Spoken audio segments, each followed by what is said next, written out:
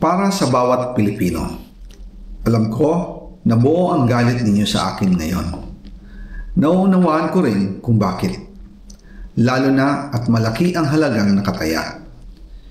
Pero bago kayo humusga, hayaan ninyong ipaliwanag ko ang buong katotohanan.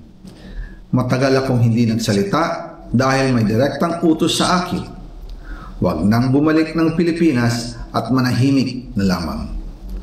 Umalis ako noong July 19, 2025 para sa aking medical check-up. Nakaplanong bumalik pagkatapos ng SONA ni Pangulo.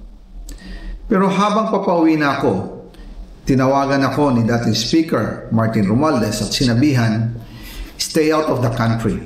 You will be well taken care of as instructed by the President."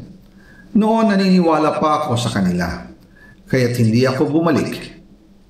Tumikom ang aking bibig, sumunod ako, pero ang hindi ko alam, ang ibig pala nilang sabihin sa aalagaan ka namin ay gagamitin ako bilang panakipbutas sa kanilang kampanya laban sa korupsyon.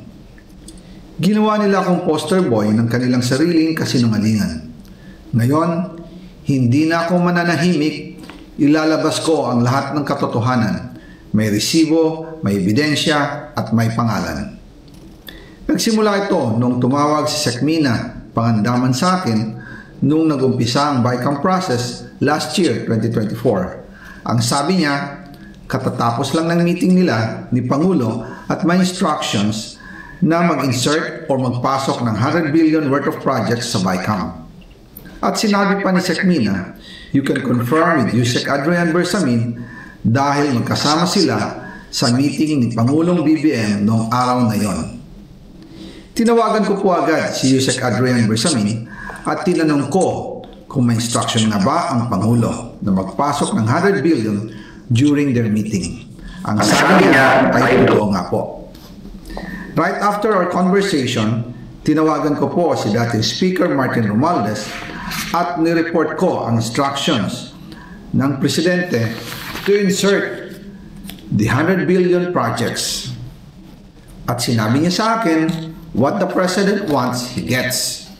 After ng ilang araw, nag-set po ng meeting si Sekmina Pangandaman at Yusek Adrian Bersamin sa amin ni dating Speaker Martin Romualdez sa Aguado Building in front of Gate 4 ng Malacanang at nandun din po si Yusek Jojo Cadiz.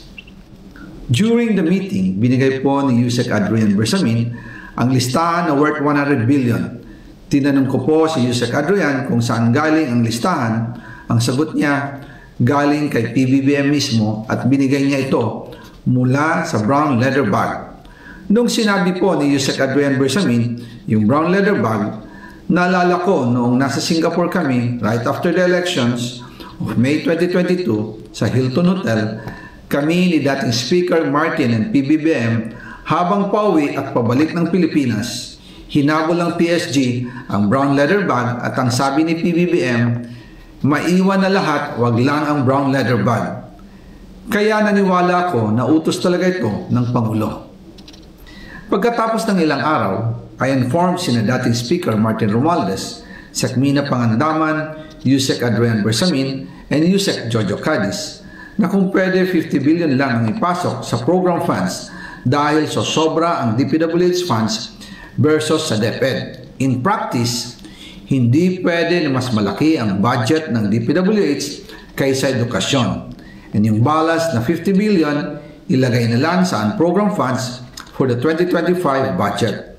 Dahil Office of the President din ang nagre-release ng lahat ng unprogrammed funds. Pagkatapos ng isang araw, tinawagan ako ni Sekmina at sinabi ang mensahe ng Pangulo, ipasok ninyo yan dahil pinangako na sa akin ni Speaker Martin yan at hindi na pwedeng baguhin. Kumbaga, ang utos ng hari hindi pwedeng mabali.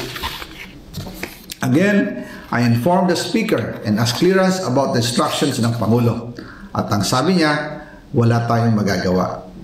Kaya po nagtataka ako kung bakit sinasabi ni Pangulo na hindi niya makilala ang budget. Samantalang lahat na binawas at dinagdag sa mga ahensya ng gobyerno ay humihingi ng approval sa kanya si Sekmina Pangandaman.